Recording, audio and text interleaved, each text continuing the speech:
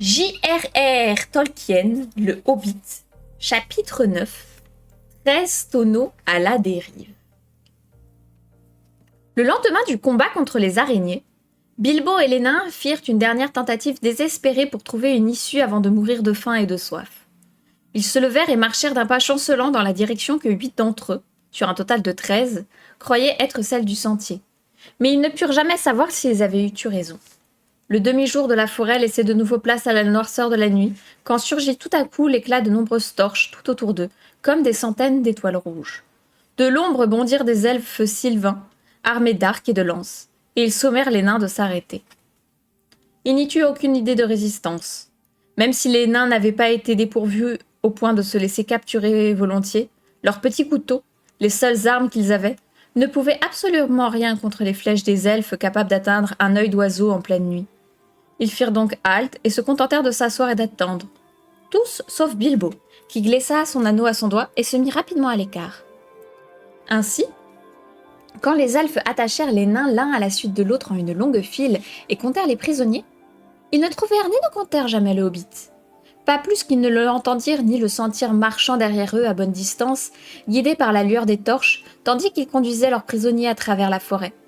Chaque nain avait les yeux bandés, ce qui ne changeait pas grand-chose, car même Bilbo, en regardant autour de lui, ne pouvait voir où ils allaient, et ni lui ni les autres n'auraient su dire d'où ils étaient partis. Bilbo eut du mal à les suivre, car les elfes obligeaient les nains à aller plus vite qu'ils ne le pouvaient, fatigués comme ils étaient, et très malades aussi. Le roi leur avait ordonné de se hâter. Soudain, les torches s'arrêtèrent, et le hobbit eut juste le temps de les rejoindre avant qu'elles ne commencèrent à franchir le pont. Ce pont menait à la demeure du roi, de l'autre côté de la rivière qui coulait, rapide et sombre, à ses pieds. Devant eux, des portes s'ouvraient de chaque côté d'une énorme caverne qui s'enfonçait dans un talus escarpé, entièrement recouvert d'arbres. À cet endroit, les grands hêtres s'avançaient jusque sur la berge et trempaient leurs racines dans l'eau. Les elfes traversèrent le pont en poussant brusquement leurs prisonniers, mais Bilbo hésita à l'arrière. L'ouverture de la caverne ne lui plaisait pas du tout. Mais ne voulant pas abandonner ses amis, il se décida juste à temps et se précipita sur les talons des derniers elfes avant que les grandes portes du roi ne se referment sur eux avec un claquement métallique. À l'intérieur, des torches rouges éclairaient le passage et les gardes chantaient tandis qu'ils avançaient dans ce dédale de tunnels sinueux et remplis d'échos. Contrairement à ceux que creusent les gobelins dans leur cité, ils étaient étroits et peu profonds et l'air y était respirable. Dans une grande salle, aux piliers taillés dans la pierre vive, siégeait le roi elfe dans un fauteuil de bois sculpté. Sur sa tête était posée une couronne de baies et de feuilles rouges, car l'automne était revenu. Mais au printemps, des fleurs des bois décoraient son front. Il tenait dans sa main un bâton de chêne sculpté.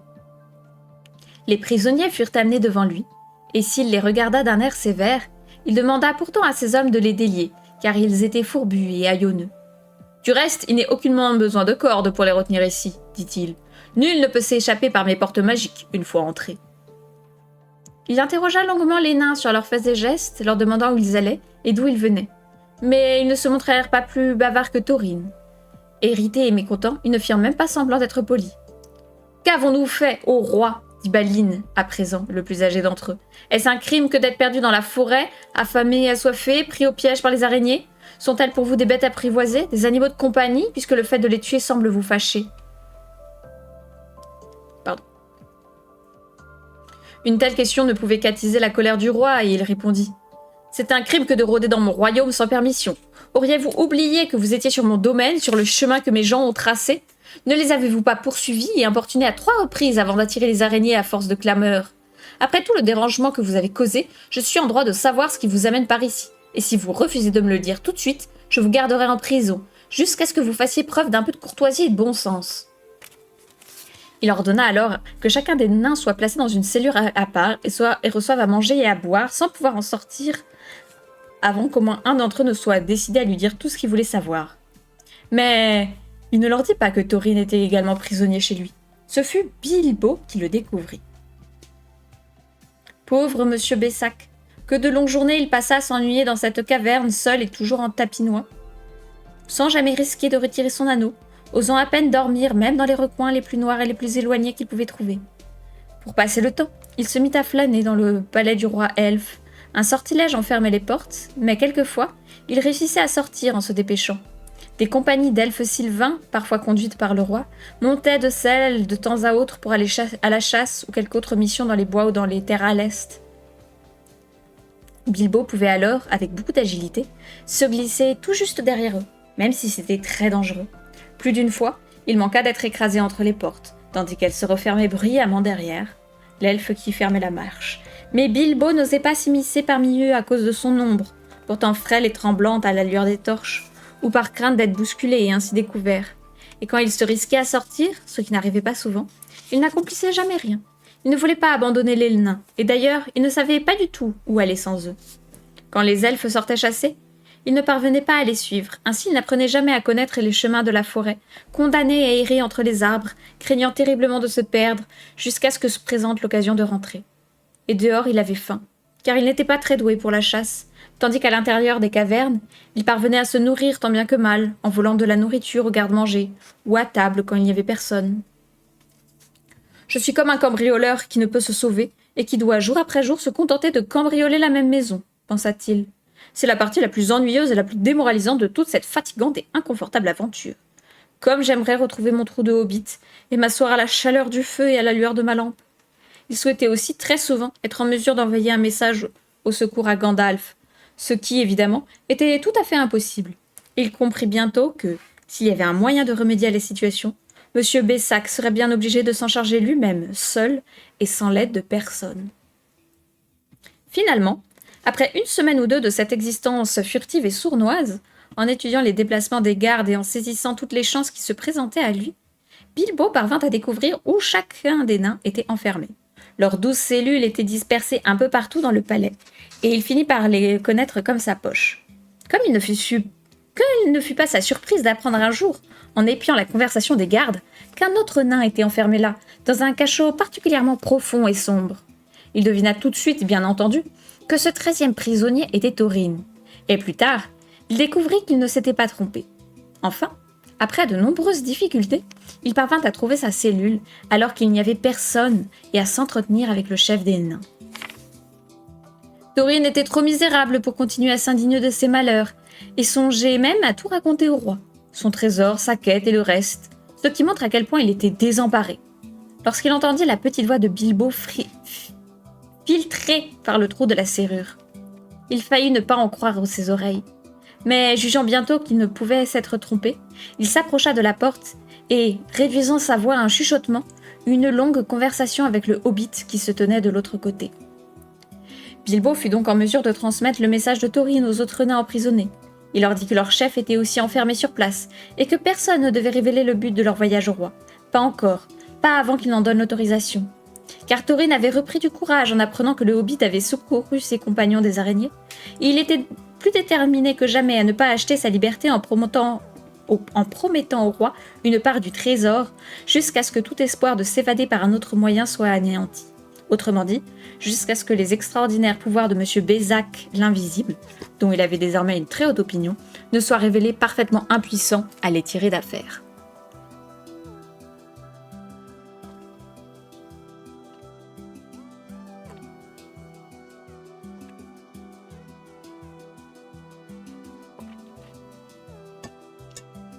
Les autres nains, quand ils reçurent le message, furent tout à fait d'accord. Tous croyaient que leur part du trésor, qui, disaient-ils, leur venait entièrement à chacun malgré leurs difficultés actuelles et le dragon toujours invaincu, serait sérieusement compromise si les elfes sylvains en réclamaient une partie, et tous faisaient confiance à Bilbo. Exactement ce que Gandalf avait prédit, voyez-vous. Peut-être était-ce en partie la raison de son départ.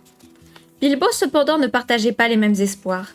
Il n'aimait pas être celui dont tout le monde dépendait, et il aurait bien voulu avoir le magicien à ses côtés. Mais il était inutile d'y penser. Sans doute les vastes ombres de grand-peur s'étendaient-elles entre eux. Il resta longuement assis à se creuser la tête, qui fut bien près d'éclater sans qu'aucune idée géniale vienne à sa rescousse. Son anneau d'invisibilité avait 1001 utilités, mais à 14 personnes, il ne pouvait servir à grand-chose. Évidemment, comme vous l'aurez deviné, Bilbo réussit tout de même à délivrer ses amis. Et voilà comment il s'y prit. C'est un truc assez fou, je fais une petite parenthèse. Tolkien met vraiment en place ce qu'on appellera après le Verfremdung Effect.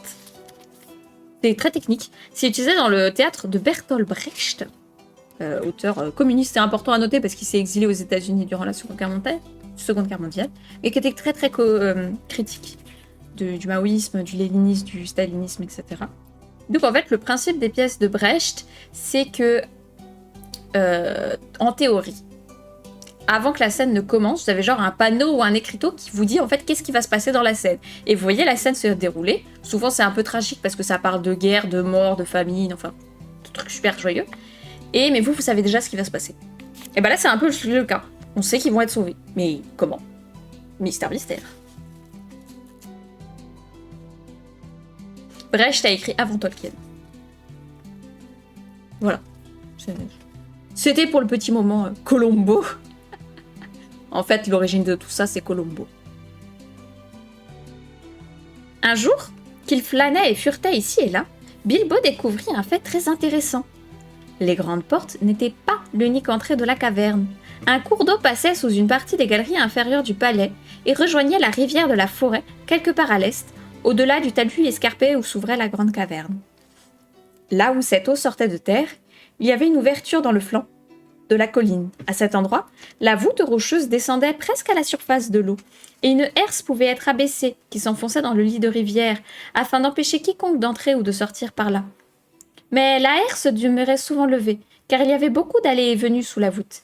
Si quelqu'un était entré par là, il se serait retrouvé dans un tunnel sombre et irrégulier, menant au cœur de la colline. Mais à l'endroit où il passait sous les cavernes, une trappe avait été pratiquée dans le plafond du tunnel, refermée par de grandes portes de chêne. Celle-ci s'ouvrait vers le haut, dans les caves du roi, où des rangées et des rangées de tonneaux étaient entreposés.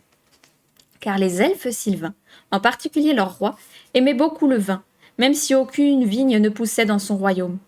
Le vin et d'autres marchandises étaient donc importés soit de leurs semblables, dans le sud, soit des vignobles des hommes, dans de lointaines contrées. Caché derrière l'un des plus gros tonneaux, Bilbo découvrit l'existence de la trappe et son utilité. Et là, prêtant l'oreille au serviteur du roi, il apprit comment le vin et les autres denrées étaient acheminés sur les cours d'eau ou par voie terrestre jusqu'au long lac. Il semblait qu'une ville peuplée d'hommes y florissait encore, bâtie sur des plateformes qui s'avançaient sur l'eau en guise de protection contre l'ennemi quel qu'il soit, en particulier contre le dragon de la montagne. Du bourg du lac, les tonneaux remontaient par la rivière de la forêt. Souvent, on les réunissait simplement de grands radeaux que l'on dirigeait à la perche ou à la rame. Parfois, on les chargeait sur des bateaux plats. Une fois les tonneaux vides, les elfes les jetaient par la trappe et ouvraient le passage, sur quoi les tonneaux se déversaient allègrement dans la rivière, emportés par le courant jusqu'à un endroit loin en aval, où la rive s'avançait en pointe, tout près de l'extrémité est de Grand-Peur. Là, ils étaient rassemblés puis attachés ensemble avant de flotter jusqu'à Bourg-du-Lac, non loin de l'endroit où la rivière de la forêt se jetait le long du lac. Dans le long lac, pas le long du lac, dans le long lac. Bilbo songea longuement à ce passage souterrain, se demandant si c'était le chemin d'évasion que rechercheraient ses amis. Et il se mit à ébaucher un plan désespéré. Le repas du soir venait d'être servi aux prisonniers. Les gardes s'éloignaient d'un pas lourd, emportant les torches, laissant les galeries dans le noir. Puis Bilbo entendit les sommeliers du roi dire bonsoir au chef des gardes. « Viens donc avec moi, dit-il, goûter un peu le nouveau vin qui vient d'arriver. J'ai beaucoup à faire ce soir, car les tonneaux vifs doivent quitter la cave, mais buvons d'abord un coup, ce sera plus facile après. » « Très bien, dit le chef des gardes en riant, j'y goûterai avec toi, et je te dirai s'il est digne de la table du roi. Il y a un festin ce soir, il faudrait pas leur envoyer de la piquette. » Quand il entendit cela, Bilbo fut tout en émoi, car il vit que la chance était de son côté, et qu'il pourrait immédiatement mettre à l'essai le plan désespéré qu'il avait concocté. Il suivit les deux elfes jusqu'à une petite cave où ils s'assirent à une table, sur laquelle étaient posés 2 gros cruchons. Ils se mirent bientôt à boire et à rire joyeusement. Une chance extraordinaire sourit alors à Bilbo. Il faut un vin spécialement grisant pour donner sommeil à un elfe sylvain. Mais ce vin-là était à l'évidence le cru capiteux des grands jardins du Dorwinion, destiné au festin du roi uniquement, non à ses soldats ou à ses serviteurs, et servi dans de petits bols, non dans les gros cruchons du sommelier. Très vite, le chef des gardes dodelina de la tête, puis il la posa sur la table et s'endormit comme une souche. Le sommelier, qui ne parut rien remarquer, se parlait alors à lui-même et riait tout seul, mais il s'allongea bientôt à son tour sur la table et ronfla auprès de son ami. C'est alors que le hobbit se faufila parmi eux. Le chef des gardes n'eut bientôt plus de clé à sa ceinture, et le hobbit se pressa le long des galeries menant aux cellules.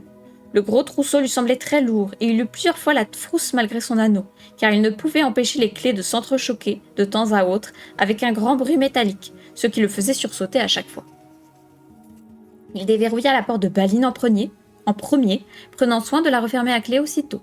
Le nain libéré.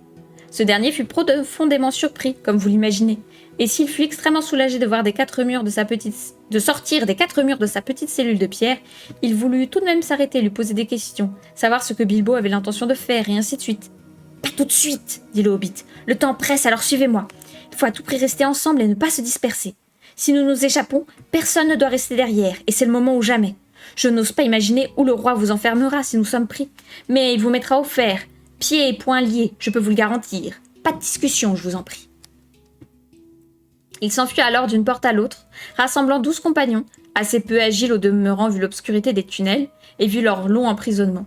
Le cœur de Bilbo battait la chamade chaque fois qu'ils se cognaient les uns aux autres, ou grognaient ou chuchotaient dans les ténèbres. « Délivrez-moi de ce vacarme des nains !» pestait-il en lui-même. Mais tout se passa bien, et ils ne rencontrèrent aucun garde.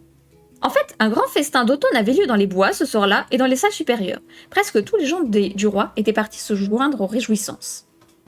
Enfin, après s'être bousculés le long des corridors, ils parvinrent au cachot de Thorin situé loin en bas, fort heureusement tout près des caves. « Ma parole !» s'écria Thorin, quand Bilbo lui eut chuchoté de sortir à la rencontre de ses amis. « Gandalf disait vrai, comme d'habitude. Vous faites un sacré bon cambrioleur, dira-t-on, en temps utile. Nous en serons éternellement à votre service, quoi qu'il advienne, j'en suis certain. Mais quelle est la prochaine étape ?» Bilbo vit que le moment était venu de leur exposer son plan du mieux qu'il le pourrait. Il se demandait tout de même quelle serait leur réaction. Ses craintes étaient pleinement justifiées, car les nains ne furent pas du tout emballés. Ils se mirent à ronchonner bruyamment du danger. « Nous en ressortirons couverts de bleu et complètement démolis, en plus d'être noyés. »« Assurément, grommellèrent-ils. Nous pensions que vous envisagez quelque chose de sensé en dérobant les clés. C'est de la folie pure, votre idée. » « Très bien, » fit Bilbo, très abattu et plutôt agacé. « Retournez gentiment dans vos confortables cellules et je vais me charger de vous y enfermer. Vous pourrez vous y mettre à l'aise et trouver une meilleure idée, en supposant que je réussisse à m'emparer des clés une nouvelle fois, ce qui semble assez improbable, même s'il me prenait l'envie d'essayer. »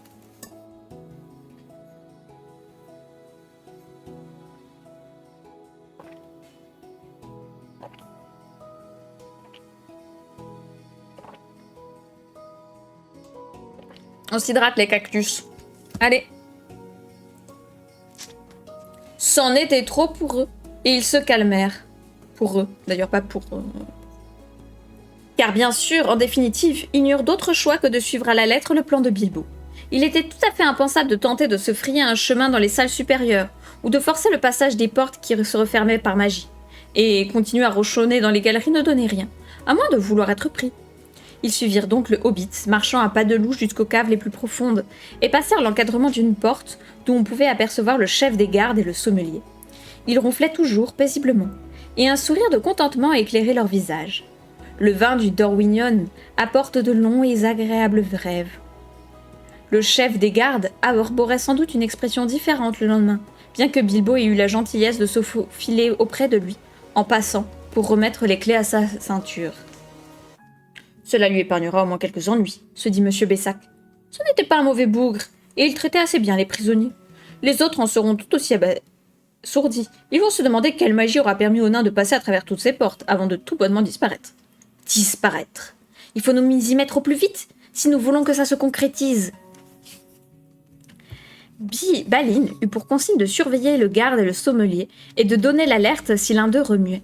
Les autres se rendirent dans la cave adjacente où se trouvait la trappe. Il n'y avait pas une minute à perdre. Dans quelques instants, Bilbo le savait, des elfes étaient censés descendre afin d'aider le sommelier à renvoyer les tonneaux vides à la rivière en les jetant par la trappe. Ceux-ci avaient déjà, en fait, été placés en rangée au centre de la pièce, prêts à retourner à l'eau. Il y avait là des barriques de vin, mais celles-ci ne pouvaient guère servir, car il était difficile d'en enlever le fond sans faire beaucoup de bruit, et elles ne se refermaient pas facilement. Mais plusieurs autres avaient servi au transport de multiples denrées, du beurre, des pommes, et quoi encore, jusqu'au palais du roi. Ils trouvèrent bientôt 13 tonneaux assez grands pour contenir chacun un nain. Certains l'étaient en fait beaucoup trop, et les nains, une fois grappés à l'intérieur, s'inquiétaient des chocs et des secousses qu'ils allaient devoir y subir, pendant que Bilbo s'évertuait à leur dénicher de la paille et d'autres formes de rembourrage pour les empaqueter aussi confortablement que possible dans le court laps de temps qui s'offrait à lui. 12 tonneaux furent enfin prêts. Thorin, lui, avait donné du mal. Thorin lui avait donné du mal, il n'y avait pas de virgule. Car il se retournait dans sa cuve en grognant comme un chien coincé dans une trop petite niche. Et Balin, qui va en dernier, fit un tas d'histoires à propos de ses trous d'aération et protesta qu'il étouffait, avant même que son couvercle n'ait été posé. Bilbo avait fait de son mieux pour boucher les trous dans la paroi des tonneaux et pour fixer toutes les couvertures aussi fermement que possible. À présent, il se retrouvait seul une fois de plus, s'affairant ici et là pour mettre la touche finale à son plan, espérant de tout cœur qu'il se déroulerait comme prévu. Il ne termina pas un instant trop tôt. Balin n'était pas enfermé depuis 2 minutes lorsqu'il entendit des voix accompagnées d'une lueur vacillante. De nombreux elfes étaient descendus aux caves, bavardant et riant, lançant des bribes de chansons. Ils venaient de quitter un joyeux festin dans l'une des salles du palais et comptaient bien y retourner aussitôt que possible. « Où est ce bon vieux Galion, le sommelier ?» dit l'un d'entre eux. « Je ne l'ai pas vu aux tables ce soir. Il devait être ici pour nous montrer ce qu'il y a à faire. » « Si le vieux Lambin est en retard, je vais me fâcher, dit un autre. J'ai aucune envie de perdre mon temps ici pendant qu'on chante là-haut. Ha ha, entendit-on derrière. Le scélérat repose sa vieille tête à côté d'un pichet. Il s'est fait un petit festin, lui tout seul, avec son ami le capitaine. Secoue-le, réveille-le s'écrièrent les autres avec impatience. Galion n'apprécia pas du tout d'être secoué ou réveillé, encore moins d'être la risée de ses subalternes. Vous êtes tous en retard, grogna-t-il. Me voilà ici à attendre et attendre pendant que vous autres joyeux lurons vous vous enivrez et vous oubliez vos tâches. Pas étonnant que je sommeille d'ennui. Pas étonnant, répondirent-ils, quand l'explication se trouvait à côté dans un pichet. Faites-nous donc goûter votre potion soporifique, avant que nous nous y mettions. Inutile de réveiller ce geôlier-là, il a bu tout son saoul, on dirait. Ils se passèrent chacun le cruchon une fois et devinrent formidablement joyeux tout à coup. Mais ils ne perdirent pas complètement la tête. Pitié, Galion crièrent certains. Vous avez commencé trop tôt vos réjouissances et vous vous êtes embrouillés. Vous avez sorti des barriques pleines au lieu de celles qui sont vides si on juge par leur poids. Mettez-vous au travail, grogna le sommelier. La notion de poids ne veut pas dire grand-chose dans les bras nonchalants d'un bois sans soif. Ces tonneaux s'en vont et les autres restent. Faites ce que je vous dis. Très bien, répondirent-ils en faisant rouler les tonneaux jusqu'à la trappe. Que ce soit vos responsabilités si les fûts de beurre et les meilleurs vins du roi sont jetés à la rivière en guise de cadeau aux hommes du lac. Roule les tonneaux des bouts. Oh, hiss, flic et floc, dans l'eau s'entrechoque. Ainsi chantèrent-ils en roulant un à un les tonneaux vers la sombre trappe avant de les jeter dans les eaux froides quelques pieds plus bas. Certains d'entre eux étaient réellement vides, d'autres étaient soigneusement bourrés d'un chacun. Mais tous dégringolèrent l'un après l'autre, avec quantité de chocs et de secousses, s'écrasant sur les autres en bas, s'éclaboussant dans la rivière, se bousculant contre les parois du tunnel, se cognant les uns contre les autres, et dansant au fil de l'eau, emportés par le courant. C'est alors que Bilbo découvrit soudain une faille de son plan. Vous l'avez probablement déjà décelé depuis longtemps, en vous moquant de son erreur, mais je ne pense pas que vous auriez pu faire à moitié aussi bien que lui si vous avez été à sa place. Bilbo n'était pas dans un tonneau, naturellement, et personne n'aurait pu l'y enfermer, même si on lui avait laissé le temps. Cette fois, il semblait condamné à perdre ses amis. La plupart d'entre eux avaient déjà disparu dans la sombre trappe, et à exercer son métier de cambrioleur dans les cavernes des elfes pour le restant de ses jours, abandonné de tous. Même s'il réussissait à s'évader sur le champ par la porte supérieure, il avait bien peu de chances de retrouver les nains, car s'il avait entendu parler de la baie où les tonneaux étaient récupérés, il n'aurait su comment s'y rendre par la terre ferme. Il se demanda ce que les nains allaient devenir sans lui, car il n'avait pas eu le temps de leur raconter tout ce qu'il avait appris, ni de leur dire ce qu'il avait l'intention de faire lorsqu'ils auraient quitté la forêt. Alors que toutes ces réflexions lui traversaient l'esprit, les elfes, toujours aussi enjoués, se mirent à chanter autour de la trappe béante. Certains étaient déjà prêts à hisser les cordages qui relevaient la herse au bout du tunnel, de manière à libérer les tonneaux, une fois qu'ils seraient tous entassés à l'embouchure. Par la rivière au vif courant, rejoignez vos terres d'antan. Laissez derrière les cavernes et la colline grise et terne, où la forêt, verte toiture, tisse sa vaste trame obscure. Quittez ces ombres oppressantes, goûtez la brise caressante. Passez les joncs et les grenouilles et les quenouilles, le marécage et ses grenouilles, quand la nuit, tel un voile blanc, le brouillard surgit de l'étang. Suivez les astres dans les cieux, imitez leurs bonds capricieux. Virez aux lueurs de l'aurore sur les eaux rapides sonores.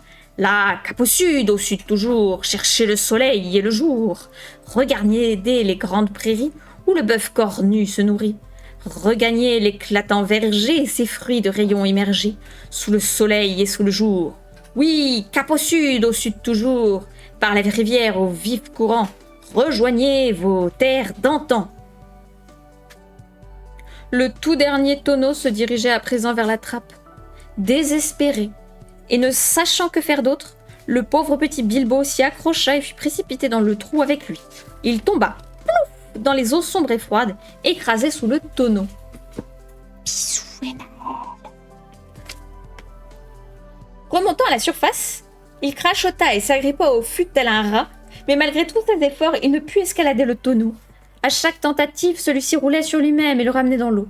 On ne peut plus vide, il flottait comme un bouchon de liège. Malgré ses oreilles remplies d'eau, le hobbit entendait encore les elfes chanter là-haut dans la cave. Puis la trappe se referma soudain avec un grand boom, et leurs voix s'évanouirent.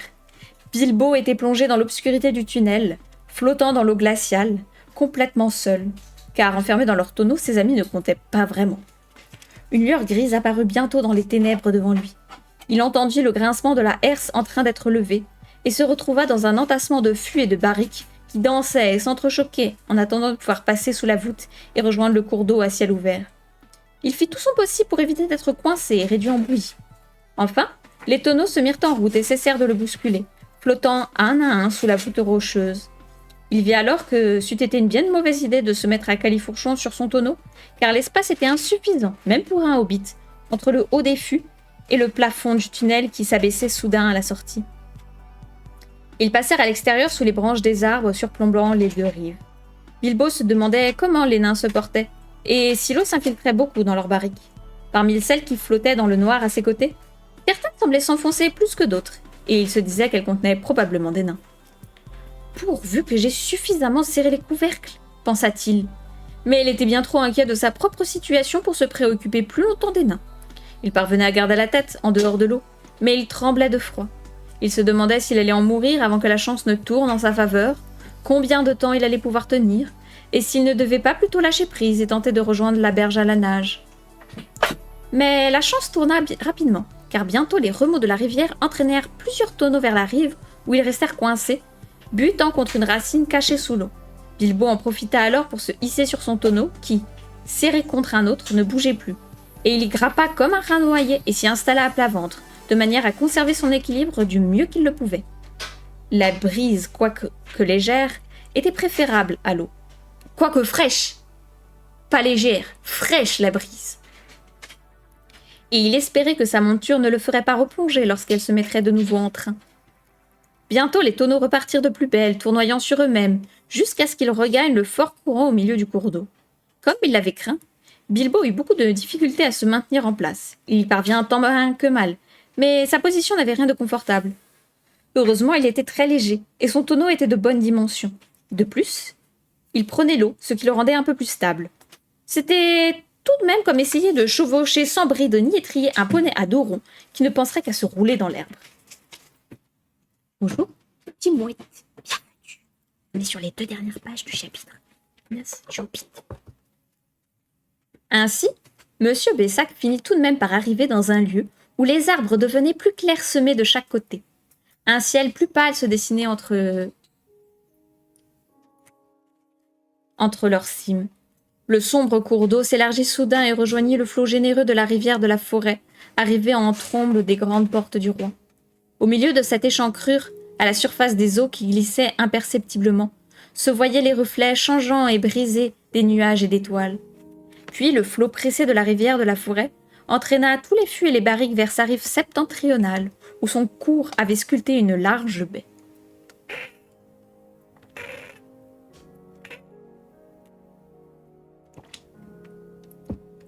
Celle-ci était ceinturée de hautes berges qui donnaient sur une plage de galets, et du côté est, un petit promontoire rocheux s'avança jusqu'au rivage. La plupart des tonneaux s'échouèrent sur ces eaux peu profondes, d'autres se heurtèrent à sa jetée de pierres. Sur les berges, des gens guettaient leur arrivée. Ils eurent vite fait de les rassembler près de la rive en s'aidant de leurs perches, et après les avoir comptés, ils les attachèrent ensemble et les laissèrent là pour la nuit. Pauvres nains! Bilbo, lui, ne s'en tirait pas si mal. Il se laissa descendre de son tonneau et pataugea vers le rivage, puis il se faufila jusqu'à des huttes qui se dressaient non loin du bord. Il n'avait plus besoin de réfléchir à 2 fois, avant de s'inviter à souper quand l'occasion se présentait, ayant été contraint de le faire pendant si longtemps. Et à ce stade, il savait très bien faire la différence entre une faim réelle et cette curiosité purement gastronomique qui consiste à explorer un garde-manger particulièrement bien garni. De plus, il avait entreaperçu un feu à travers les arbres, ce qui avait éveillé son intérêt, car ses vieilles loques imbibées d'eau froide lui collaient à la peau. Il n'est pas nécessaire de vous raconter en détail ses faits et gestes de cette nuit-là, car le récit de son voyage vers l'Est tire à sa fin, et la dernière aventure approche, la plus grande de toutes. Il faut donc nous hâter. Bien sûr, grâce à son anneau magique, il se débrouilla très bien au début, mais il fut trahi en fin de compte par les empreintes mouillées et les traînées d'eau qu'il laissait derrière lui en marchant ou en s'asseyant. Il se mit également à renifler, et partout où il tentait de se cacher, il était découvert par une formidable explosion d'éternuements qu'il tentait d'étouffer. Bientôt, la population du village riverain était tout en émoi. Mais Bilbo s'échappa dans les bois avec une miche, une gourde de cuir remplie de vin et une tourte qui ne lui appartenait pas. Il dut passer le reste de la nuit dans ses vêtements mouillés, sans feu pour se réchauffer, mais la gourde le réconforta un peu.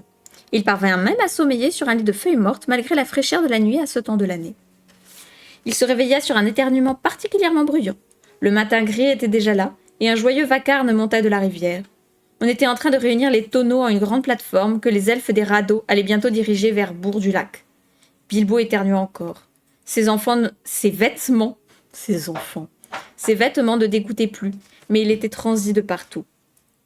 Il se précipita vers la rivière aussi vite qu'il le put sur ses jambes endolories, et parvint à se hisser juste à temps sur l'assemblage de barriques.